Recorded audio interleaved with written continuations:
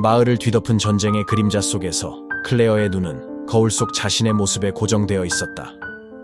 시간은 잔인하게도 그녀의 미모를 앗아가고 있었고, 그녀는 자신의 쇠퇴하는 아름다움에 대한 불안과 공허함을 느꼈다. 그녀의 손은 떨리면서도 익숙한 움직임으로 묘약의 병을 들었다. 병을 열자 마법 같은 향기가 방 안을 가득 채웠다. 클레어는 묘약을 이곳 저곳에 바르기 시작했고, 그 순간 그녀의 피부는 다시금 탄력을 되찾고 주름들이 사라지기 시작했다. 거울 속에 그녀는 다시 젊음의 광채를 발했다. 이 젊음이 영원하지 않음을 그녀는 알고 있었다. 젊음의 환희와 함께 그녀의 마음속에는 불안과 공포가 서서히 자리 잡고 있었다. 그녀는 거울 속에서 자신을 바라보며 젊음을 되찾은 자신의 모습에 애써 만족하려 했지만, 그 속에서 느껴지는 것은 불가피한 운명에 대한 서글픔과 회의였다.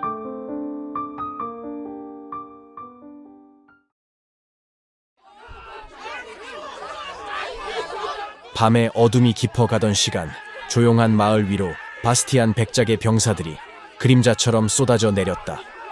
그들의 목적은 분명했다. 마을의 젊은 여인들을 납치하여 전쟁의 포로로 만드는 것이었다. 가정의 품에서 평화롭게 잠들어 있던 여인들과 그들을 지키려는 가족들의 비명소리가 밤하늘을 찢었다. 가족들은 절망적으로 그들을 막으려 했지만 병사들의 힘에는 미치지 못했다.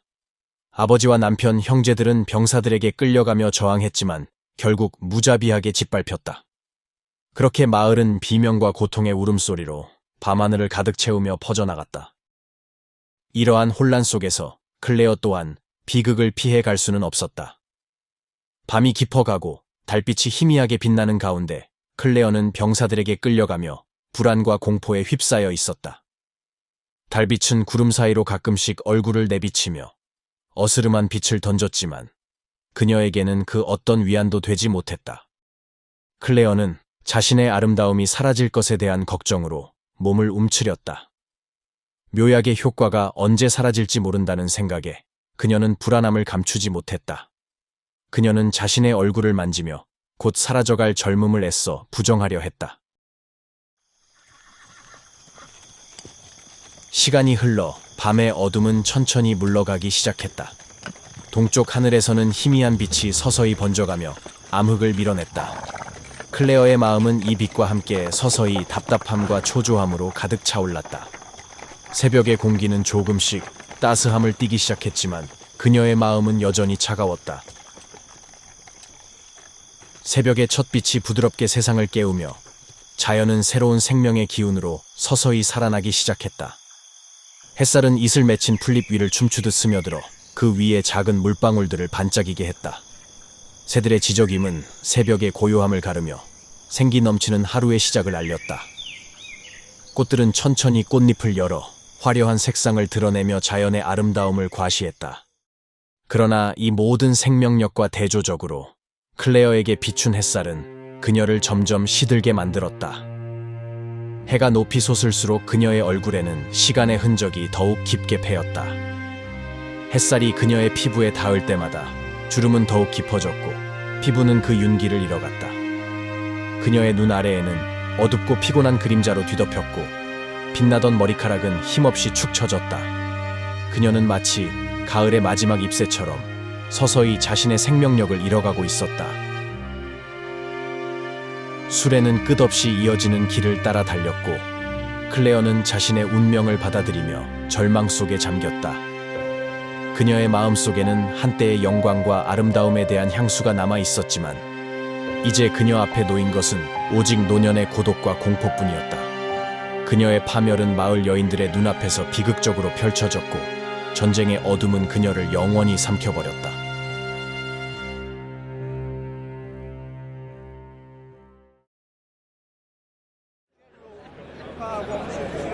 노년으로 변해버린 클레어의 모습은 마을 전체에 충격을 주었다. 그녀의 변화는 마치 마녀의 주술처럼 느껴졌고 사람들 사이에서는 그녀가 마녀라는 소문이 빠르게 퍼져나갔다. 마을 사람들의 두려움은 점점 커져만 갔고 역병이 마녀의 주술에 의한 것이라는 믿음이 힘을 얻기 시작했다. 이 공포는 마을 전체에 퍼져 사람들은 누구든지 마녀로 의심하기 시작했다. 특히 역병에 초록색 치료약을 팔던 소녀에 대한 의심이 커졌다. 일부 마을 사람들은 그녀가 마녀일지도 모른다며 수군거렸다. 이 소문은 마치 걷잡을 수 없는 불길처럼 퍼져나갔고 마을 곳곳에서는 공포와 의심의 눈초리가 번지기 시작했다. 한편 클르튼의 친구 농부는 그에게 이러한 소식을 전했다. 마을이 미쳐버렸어. 자네 딸이 역병을 퍼뜨린 마녀라고 의심받고 있네. 당장 여기서 떠나야 할 걸세. 그는 클르튼에게 마을 사람들이 그의 딸을 마녀로 의심하고 있다고 경고했다. 클르튼은 이 소식에 심장이 얼어붙는 듯한 느낌을 받았다.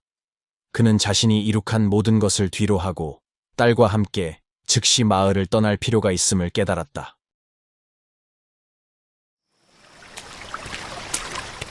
새벽의 어둠 속에서 클르튼은 그의 젊은 딸의 손을 붙잡고 언덕을 내려왔다. 부와 명예를 누리던 상인에서 이제는 빈털터리로 모든 것을 잃고 도망자의 신세가 된 그였다. 그의 금발은 더 이상 빛나지 않았고 손에 쥔 것은 딸의 온기와 몇 안 되는 동전뿐이었다. 클르튼은 잠시 멈춰서서 뒤를 돌아보았다. 한때 자신이 이룩했던 부와 명예의 삶이 멀리 사라져가는 것을 바라보며 가난했던 겸손한 삶에 다시금 적응해야 한다는 현실이 그의 가슴을 짓눌렀다. 그러나 그의 노란 눈동자에서는 아직도 욕망의 불씨가 꺼지지 않았음을 알 수 있었다.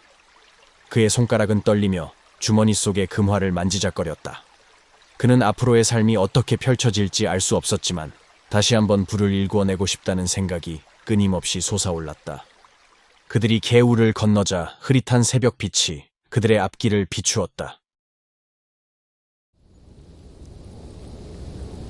전장의 어둠 속에서 병사들 사이에 떠도는 소문은 불길한 그림자처럼 그들의 마음을 덮쳤다.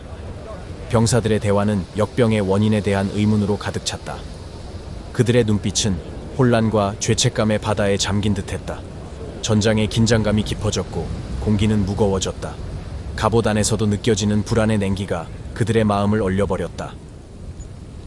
피비린내 나는 전장에서 그의 초록색 눈동자는 승리의 확신 대신 패배의 그림자를 비추고 있었다. 그는 전장을 가로지르며 전사들의 얼굴을 살폈다. 이전에 그들은 불타는 열정으로 가득 찼었지만 이제는 의문과 두려움이 그들의 눈에 가득 차 있었다. 그의 명령은 이제 그들에게 무의미한 메아리처럼 들렸다. 전투는 계속되었지만 패배는 불가피했다. 맥스웰의 전략은 한때 무적이었으나 한 번의 패배는 또 다른 패배를 낳았고 병사들의 사기는 점점 더 저하되었다. 병사들 사이에서 이탈하는 이들은 점점 늘어났고 전장에서의 연이은 패배는 그를 점점 궁지로 몰아넣었다.